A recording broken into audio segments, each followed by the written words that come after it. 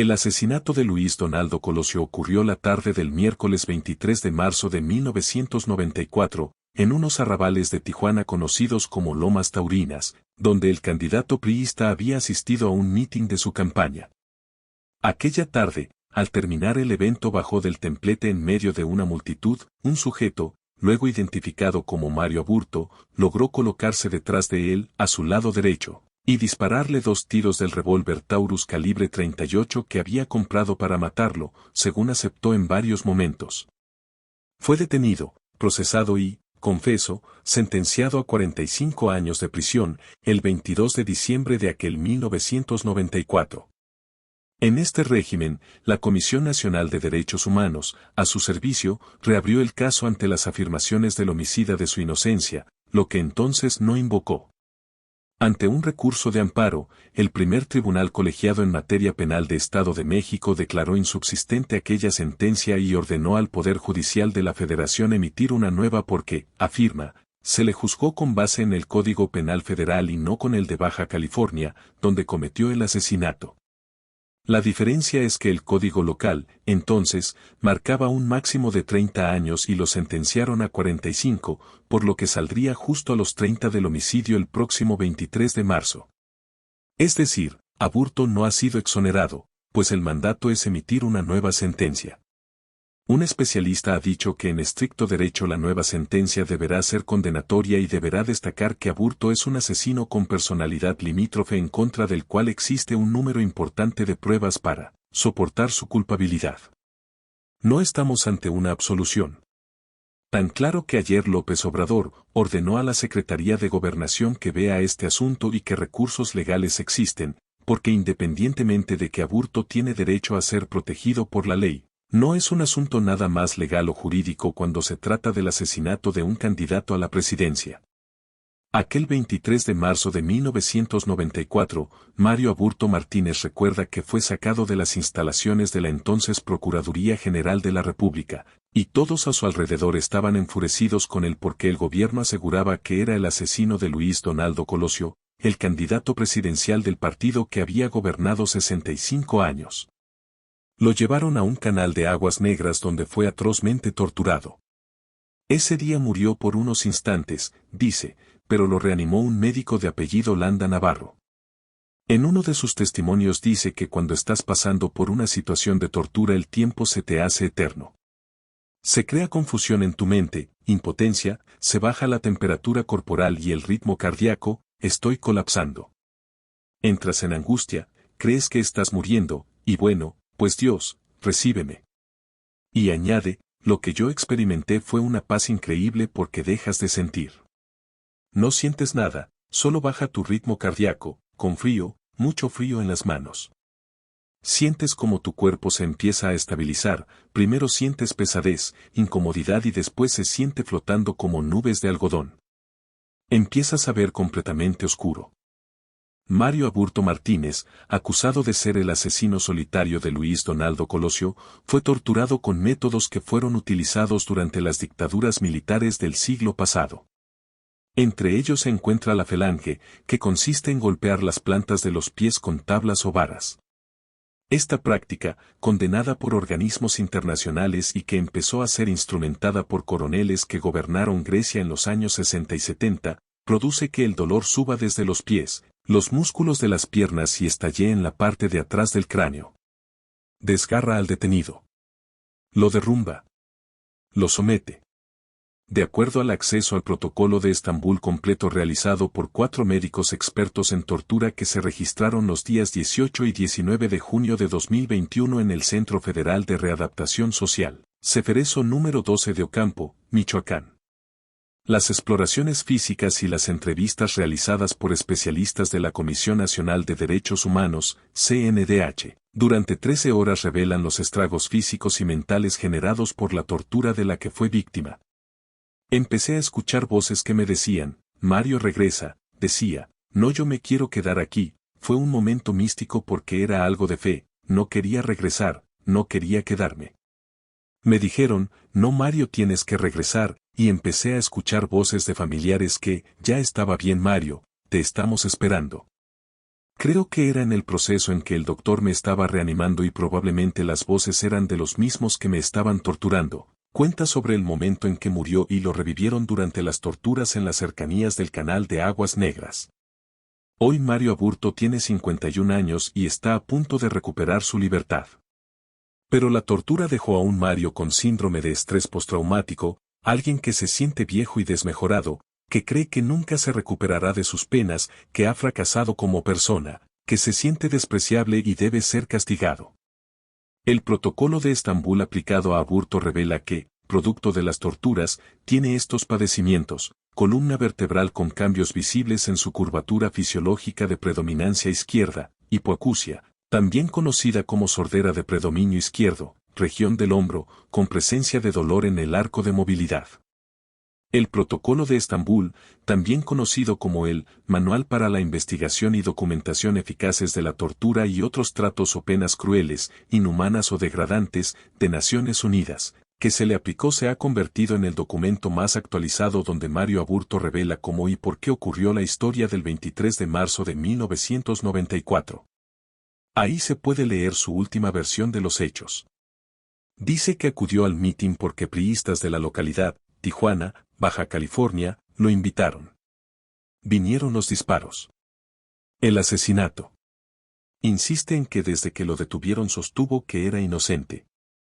Recuerda que fue Raúl Loza Parra, un comandante de la Policía Federal, quien incitó a una multitud enardecida a golpearlo, gritando que había sido Aburto el asesino del candidato. Posteriormente, en el episodio del Canal de Aguas Negras, Aburto recuerda que estuvo presente Manlio Fabio Beltrones, entonces gobernador de Sonora. Independientemente de su participación o no en los hechos, Aburto fue víctima de tortura sistémica, que el mismo Mecanismo Nacional de Tortura de quienes realizaron el Protocolo de Estambul para la Comisión Nacional de Derechos Humanos, ahora confirman. Me pusieron en una posición a fin de romperme la espalda, me daban codazos con las manos abiertas, con las palmas de las manos en la cabeza. Me trataron de asfixiar también con un trapo, me jalaban los oídos con fuerza, me pegaban con el puño en la espalda, con el arma intentaron dispararla, pero por fortuna se encasquilló y no disparó, pues la intención era asesinarme en ese momento.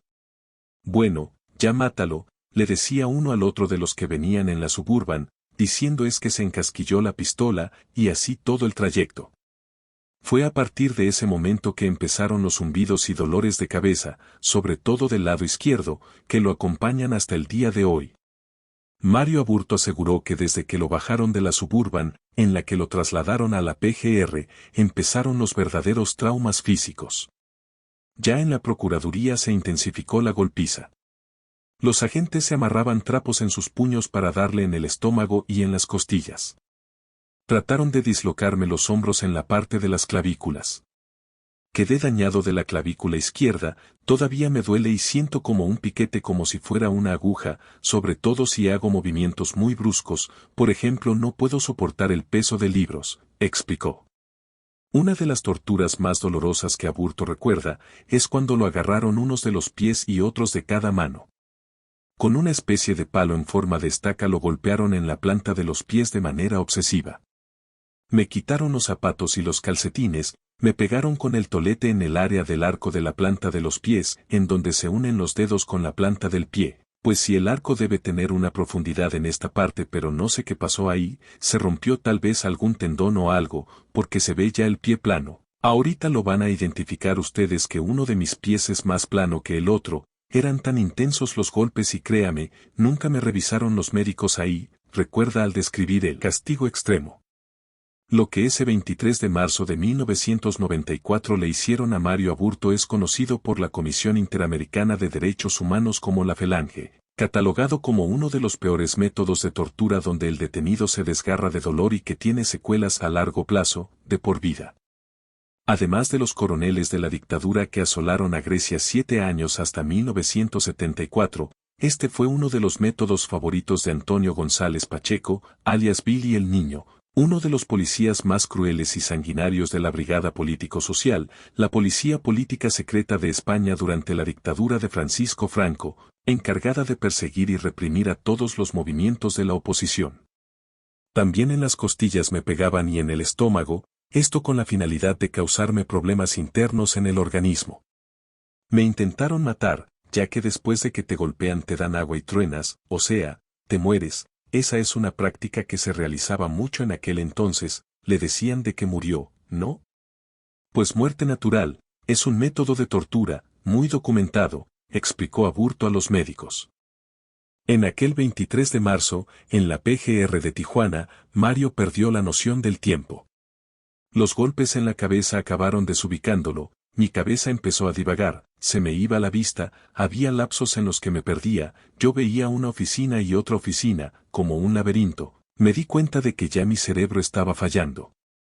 Recuerda que cuando lo estaban torturando incluso ingresó personal del Estado Mayor Presidencial, quienes se quedaron pasmados con lo que le estaban haciendo y dijeron, no lo vayan a matar, porque acabamos de recibir de órdenes de la presidencia que no lo matemos, porque el presidente Carlos Salinas de Gortari va a hablar con él.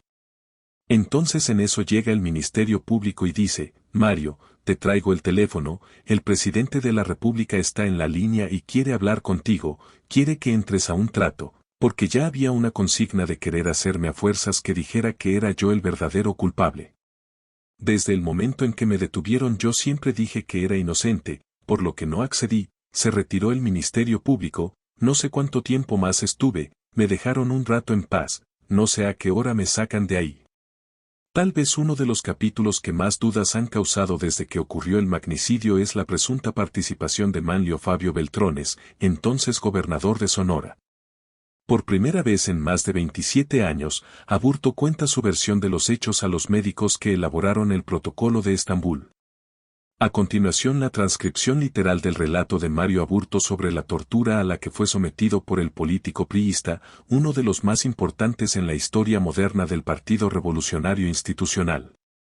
Ya vendado de los ojos con las manos hacia atrás, siento yo que era ya en la madrugada porque se sentía el frío, me sacan en una suburban de la Procuraduría General de la República, ya no en la Blanca, no es el mismo motor.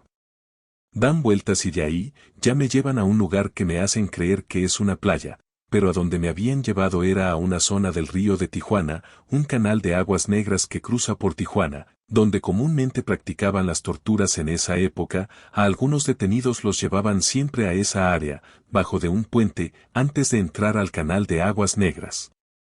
Ponían dos suburban de la PGR, una adelante, para tapar y la otra abajo del puente y ahí es donde realizaban la tortura, por si se les acababa el agua, usaban agua sucia, también llevaban tehuequens, agua mineral gesificada. Es espantoso que te echen tehuacán en la nariz, te den golpes en los oídos, en la planta de los pies, querían romperte la columna, querían dejarme sin caminar, no sé si en todas las torturas sea igual. Te sientan y luego te doblan hacia adelante y una persona brinca encima de ti, para dañar la columna vertebral, cuando veía que ya iban a brincar encima de mí, abría los pies para que no se me rompa la columna y pegue en la cabeza.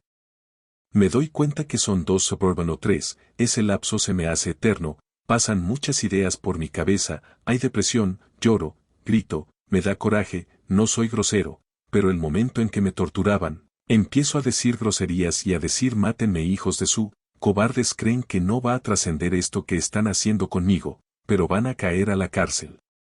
Ya cansados dicen, vamos a subir la intensidad, me tenían amarrado en un colchón completamente como si fuera un taco, era un colchón de espuma.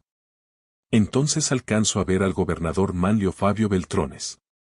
Entonces dije, no puede ser, y empiezo a gritar con todas mis fuerzas le digo, ya vi que usted es el gobernador de Sonora, y los que me tienen torturándome, de hecho el que estaba encima de mí. El doctor Landa Navarro él dice, cállate no sabes con quién estás hablando, no es él, pero si era él, no había duda porque lo había visto por televisión.